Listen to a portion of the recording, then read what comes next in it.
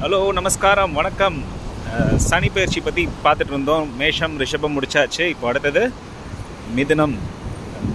மிதுனம்னாலே எப்படி ப்ரெடிக்ஷன் கொடுக்கறதுனே தெரியல. ஏன்னா ஃபஸ்ட்டு இது ப்ரெடிக்ஷனே இல்லை, சும்மா ஒரு இன்ஃபர்மேஷன் தான். ஆனால் அந்த இன்ஃபர்மேஷனுமே நம்ம ரொம்ப கேர்ஃபுல்லாக கொடுக்கணும் மிதுன ராசினா. ஏன்னா நம்ம எல்லா ராசிகள்லையுமே பொதுவாக பார்த்திங்கன்னா இப்போது ஜாதகத்தை நம்புறவங்க இருப்பாங்க, இல்லை நம்பாதவங்க இருப்பாங்க. மிதுன ராசி மட்டும்தான் பயங்கரமாக நம்புவாங்க, ஆனால் நம்ப மாட்டாங்க. எல்லா ஜோசியர் ஜாதகரும் நிறைய டிஸ்கஸ் பண்ணுவாங்க, கேட்பாங்க, ப்ரெடிக்ஷன்ஸ்லாம் கேட்பாங்க. கேட்டு முடிச்சதுக்கப்புறம் அவன் என்ன சொன்னான், அவனுக்கு என்ன தெரியும், சும்மா ஏதோ சொல்கிறான், இதெல்லாம் நடக்காது, அதெல்லாம் நடக்காது அப்படின்னு அவங்களே சொல்லிடுவாங்க. இல்லைன்னா அந்த பார்த்த ஜோசியருக்கே ஜோசியம் தெரியாதுன்னுவாங்க. அது புதனோட தன்மை அப்படி. மிதுன ராசி அதிபதி புதன்னாலே Mercury, very intellectual people. Intellectual, ரொம்ப லாஜிக்கலான பீப்புள்.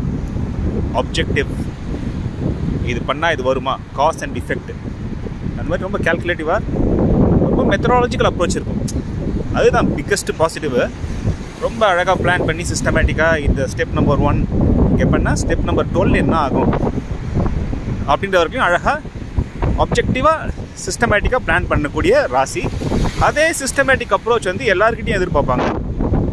லாஜிக்கலாக இருக்கும். இப்போ நான் சொல்கிறேன்னு வச்சுக்கோங்களேன், அடுத்த 8 நிமிஷம் 10 நிமிஷம் வாட் எவர் இட் இஸ், லாஜிக்கலாக இருந்தால் நல்லது. இல்லைன்னா மன்னிச்சுக்கோங்க மிதுன ராசி அன்பர்களே. அஃப்கோர்ஸ் எனக்கு ரொம்ப தெரிஞ்சதை சொல்கிறேன், ஜாலியாக கேட்டுக்கோங்க. ஆஸ் யூஷுவல் கேட்டுட்டே என்னடா இவன் சொல்கிறான் அப்படின்னு சொல்லிட்டு ஜாலியாக விட்டுருங்க. ஸோ இப்போது சனி பெயர்ச்சி 2025 முதலே சொன்ன மாதிரி ரிப்பீட்டு லாஜிக்கலாக சொல்கிறேன். பிறந்த நேரம், இப்போ நடக்கிற தசா புக்தி, நவாம்ச கட்டம், இன்னும் லாஜிக்கலாக போனால் D30 சார்ட், டிவிஷனல் 30 சார்ட், இது 3த்தையும் சேர்த்து சொல்கிறது தான் ப்ரெடிக்ஷனாக இருக்கும். அதுதான் ஓரளவுக்கு தோராயமாக நம்மளால் ப்ரெடிக்ட் பண்ண முடியும். நம்பர் 1.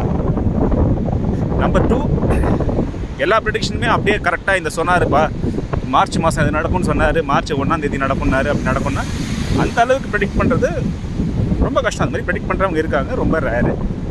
அந்த மாதிரி ஒருத்தரை நீங்கள் கண்டுபிடிச்சிங்க அப்படின்னா ரொம்ப குட். பட் இல்லைனாவே எல்லாமே பிறந்த நேரம் அக்யூரேட்டாக இருக்கணும். பிறந்த நேரம் செகண்ட்ஸ், டவுன் டு செகண்ட்ஸ் அக்யூரேட்டாக இருந்தால் தான் நம்மளோட ப்ரெடிக்ஷன்ஸில் ஓரளவுக்கு நமக்கு அக்யூரசி வரும். இதுதான் maths, mathematics, science of astrology சொல்லுவோம்.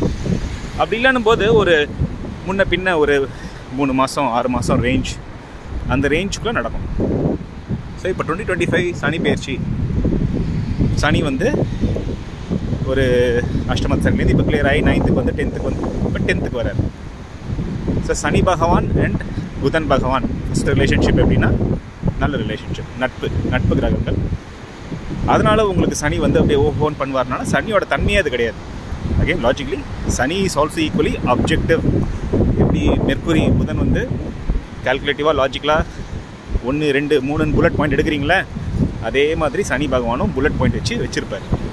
ஸோ என்ன கர்மா இருக்கோ, என்ன முற்பிறவி கர்மா பண்ணியிருக்கோமோ அதை அழகாக தயங்காமல் கொடுக்கக்கூடிய கெப்பாசிட்டி சனிக்கு இருக்குது. இப்போ அந்த மாதிரி தான் கொடுக்க போகிறார் சனி. இப்போ அதை ஏன் தெரிஞ்சுக்கிறோன்னா, நம்ம இப்போ மெயினாக ஒவ்வொரு ராசிக்கும் எப்படி நம்ம ரியாக்ட் பண்ணுறோம், ஒரு ஈவெண்ட்டுக்கு ரியாக்ட் பண்ணுறது தான் ஆக்சுவலாக வாழ்க்கை. சிம்பிளாக சொல்லணும்னா ஒரு ஈவெண்ட் நடக்குது, அது நல்லதாக கெட்டதெல்லாம் கிடையாது. நம்மளோட கான்செப்டில் நல்லது கெட்டதெல்லாம் இல்லை, நடக்கும். பிடிச்சிருக்கா பிடிக்கலையா, நீ அதை எப்படி எடுத்துக்கிற. ஸோ புதன் சம்மந்தப்படும் போது சம்டைம்ஸ் ரொம்ப பர்சனலாக எடுத்துக்கக்கூடிய ஒரு தன்மை இருக்கும். ஏன்னா கொஞ்சம் சென்சிட்டிவான பீப்புள்.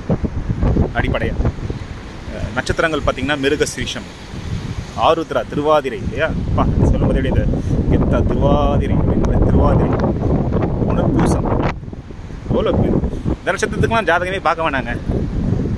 மிருகசீஷனமாக இருக்கட்டும், திருவாதிரையில் பிறந்திருக்கீங்களா, ராமானுஜரை நினச்சிக்கோங்க. இல்லை நீங்கள் ஷைவைட்டு, நான் சிவனை தான் சேவ் பண்ணேன், அப்போ சிவனே இருக்காருங்க நமக்கு, அப்புறம் என்ன இருக்குது. புனர்பூசமாக ராமரே பிறந்த நட்சத்திரம். வைஷ்ணவரா, ராமரை நினச்சிக்கோங்க. இல்லையா நீங்கள் வைஷ்ணவட்டு இல்லையா, ராமரோட கதையை நினச்சிக்கோங்க. கெடுதலே நடக்காது, நன்மையாக தான் இருக்கும். ஆனால் அதே இப்போ நம்ம சொன்ன எக்ஸாம்பிள்ஸில் ராமானுஜர் வாழ்க்கை எடுத்து ஒரு வாட்டி படித்து பாருங்கள். ராமரோட கதையை ஒரு வாட்டி கேட்டு பாருங்கள். அவங்க அப்படியே உட்காந்துருந்தாங்க. அவங்கள அப்படியே வந்து எல்லோரும் வந்து ஸ்பூன் ஃபீட் பண்ணி ரெட் கார்பெட் போட்டு பூ போட்டு நீ தான் அடுத்தது அப்படின்லாம் சொல்லலை. ராமானுஜர் கால்நடையாக இந்தியா ஃபுல்லாக நடந்தார். சம்பிரதாயத்தை பரப்புறதுக்கு பக்தியில் உங்கள் மனம் நெகிழ்ந்தது அப்படின்னா திருவாதிரையை போல் பக்தி செய்கிறதுக்கு ஆளே கிடையாது.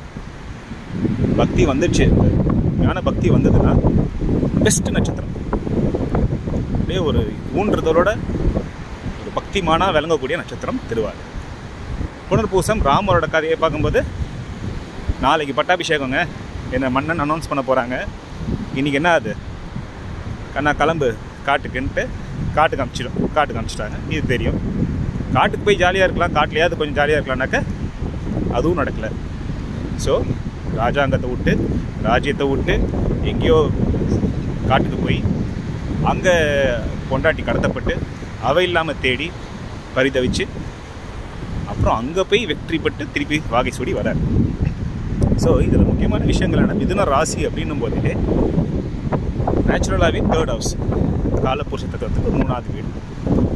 3வது வீடுன்னு போது சுய முயற்சிகள் ரொம்ப முக்கியம். நீங்கள் வந்து ரொம்ப லாஜிக்கலான பர்சனு, கால்குலேட்டிவு, ஸ்மார்ட்டு, பயப்படக்கூடாது. ஒரு முயற்சி எடுக்கிறேன்னா கொஞ்சம் ஆலோசிச்சதுக்கப்புறம் தான் பண்ண போகிறீங்க. தெரியுமா அந்த வழியை, அந்த அந்த ஜேர்னியை வந்து கலக்கம் இல்லாமல் நடக்க கற்றுக்கணும்.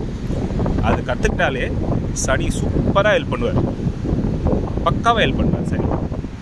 நான் முடிவு பண்ணிட்டேன்ப்பா, பிரதிஜை எடுத்துட்டேன்ப்பா, இந்த பாத்திரை தான் போக போகிறேன்னும் போது நல்லா ஹெல்ப் பண்ணுவார். எப்போ ஹெல்ப் பண்ணுவார்? அந்த பாதை நல்ல பாதையாக இருக்கணும். எப்படி வந்து ராமானுஜர் பக்தின்னு இறங்கினார். ராமர் வந்து காட்டிலேருந்து ராஜ்யமே இல்லைனா கூட எத்திக்ஸ்லேருந்து தவறவே இல்லை. அதனால தான் இன்றைக்கி வரைக்கும் திருவாதிரை நட்சத்திரம்னு சொல்லும்போது மரியாதை உங்களுக்கு கிடையாது. அந்த நட்சத்திரத்தில் வந்த முன்னாடி யாரோ வந்து அவங்க பண்ண காரியங்கள் எவ்வளோ இம்பேக்ட்ஃபுல்லாக இருந்ததுன்னா இன்றைக்கும் நம்ம என்ன பேசுகிறோம்? ராமர் எப்பயோ அந்த ராமரை தான் புனர்பூசத்துக்கு எக்ஸாம்பிளாக சொல்கிறோம். அந்த மரியாதை அவங்க நடந்து காட்டின பாதினால. ஸோ அந்த எத்திக்கலாக நீங்கள் இருக்கும்போது பிரச்சனையே இல்லை. சனி 10க்கு வர சனி எக்ஸாக்டாக அதை தான் செய்ய சொல்லுவார். அவங்க அஷ்டமத்து சனிலேயே லைட்டாக உங்களுக்கு ஒரு சீன் காமிச்சிருப்பார். என்னென்ன சேலஞ்சஸ் வர பார்த்தீங்கன்னா 8ல் உட்கார சனி என்ன பார்ப்போன்னா 8லேருந்து 3ஆம் பார்க்க 10 பார்த்துருப்பார். ஸோ ஒர்க் பிளேஸில் ஆல்ரெடி ஒரு சின்ன டெம்ப்ளேட் வந்து செட் ஆகிருக்கும். என்ன செய்யணும், என்ன செய்யக்கூடாது, என்ன பேசணும், என்ன பேசக்கூடாது. ஸோ இப்போ 10க்கு வர சனி நல்லது தான் செய்வார். 10 அப்புறம் குரு பயிற்சி இருக்குது, ராகு கேது பயிற்சி இருக்குது. இது 3த்தையும் சேர்த்து சொல்கிறோம். 10ல் வரக்கூடிய சனி வந்து நமக்கு ஒர்க் பிளேஸ் சேலஞ்சஸ் கொடுப்பார். ரொம்ப சேலஞ்சிங்காகவும் இருக்காது. ரொம்ப ஒரு கசப்பான நிலைகள் அஃப்கோர்ஸ் இப்போ தசாப்தினால இல்லைனா அந்த கசப்பான நிலைமைகள் வரத்துக்கு சான்சஸ் இருக்குது. பட் ஜென்ரலி கொஞ்சம் நீங்கள் வந்து பேசுகிற பேச்சு உங்கள் கலீக்ஸ் கூட பாசிட்டிவாக வச்சுக்கோங்க. எப்போவுமே நெகட்டிவாக வச்சுக்காதீங்க. அதே மாதிரி கலீக்ஸை வந்து கம்ப்ளீட்டாக ட்ரஸ்ட் பண்ணக்கூடாது. இது ஒரு சின்ன ஒரு ப்ரொஃபஷனல் கேம் தான். அவங்க ரொம்ப ஃப்ரெண்ட்லியாக பேசுனாங்கன்னு நமக்கு நம்மளோட சொந்த கதை சோக கதை எல்லாத்தையும் சொல்லி ஒப்படைக்கக்கூடாது. நல்ல ஆப்பர்ச்சுனிட்டிஸ் வர டைமு ராகு கேது பயிற்சினால உங்களுக்கு கிளாஸ் ராகு வந்து 10th 9th போகும்போது குருவோட பார்வையும் அது அவருக்கு கிடைக்கும் மே மாதத்துலேருந்து. ஸோ இப்போ நல்ல எக்ஸ்பேன்ஷன்ஸ், நல்ல ஆப்பர்ச்சுனிட்டிஸ் வரும். ஆப்பர்ச்சுனிட்டிஸ் வரும்போது again do your due diligence. அதை கேர்ஃபுல்லாக அனலைஸ் பண்ணி நல்ல க்ரோத் இருக்கிறதா எடுத்துக்கோங்க. ஸோ இப்போ இந்த மாதிரி சூழ்நிலைகள் வரும்போது நான் சொன்ன மாதிரி பேச்சு தான் ஃபண்டமெண்டலாக நிறைய இடத்துல ப்ராப்ளம்ஸாக வரும் மிதுன ராசி. ஏன்னா மெர்க்குரினாலே பேச்சு, புதனாலே வாக்கு.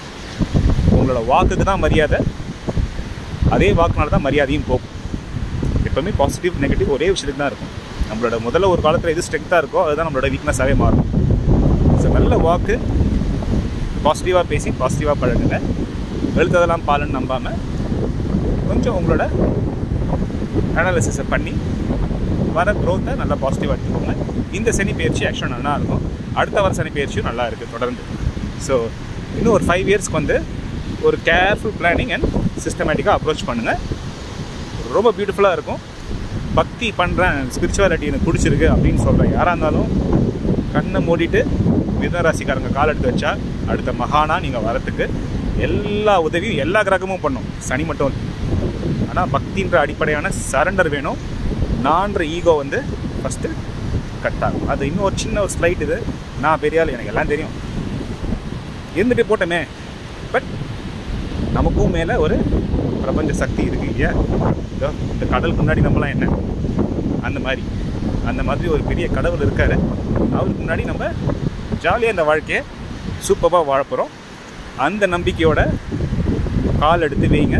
சுய முயற்சிகள் செய்யணும், சொந்த பிஸ்னஸ் பண்ணணுன்னா கவலைப்படாமல் கண்ணை மூடிட்டு கடவுளை நம்பி அழகாக ஸ்டார்ட் பண்ணுங்கள். சூப்பராக இருப்பீங்க, ஃபேண்டாஸ்டிக்காக இருப்பீங்க. All the very best.